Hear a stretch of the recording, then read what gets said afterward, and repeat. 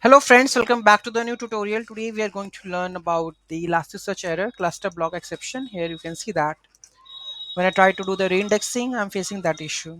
Okay, so how to fix that we're going to learn in this video. Those who haven't subscribed my channel yet, please do subscribe my channel.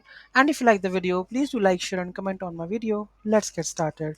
So I have tried everything. Okay, so previously there is a issue with the Docker because Docker getting all the resources, so I just remove it. Now these two commands I need to add to check that everything is working.